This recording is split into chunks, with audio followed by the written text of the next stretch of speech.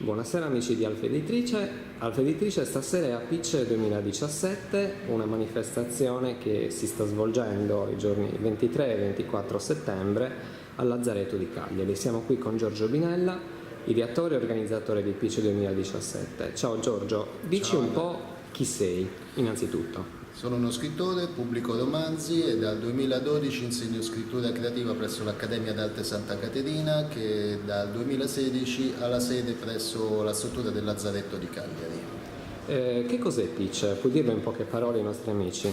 Pitch è un evento unico nel suo genere, non si è mai visto in Italia per la letteratura. È un tavolino, 2 sedie, un editore, un autore con un inedito e 5 minuti per convincere l'editore a pubblicare un libro.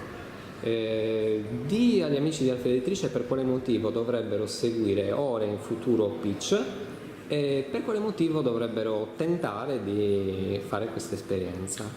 Pitch è fondamentale per un autore non conosciuto che ha un inedito nel cassetto, perché gli consente di avere un feedback immediato sul suo lavoro. Cioè, per la prima volta si siede davanti a un editore che valuta quello che ha scritto. Oltre all'evento principale che è appunto il pitch, l'incontro con l'editore, ci sono poi tutti gli eventi collaterali che sono i laboratori sempre legati alla scrittura creativa o alla sceneggiatura, cose che insegniamo noi in accademia.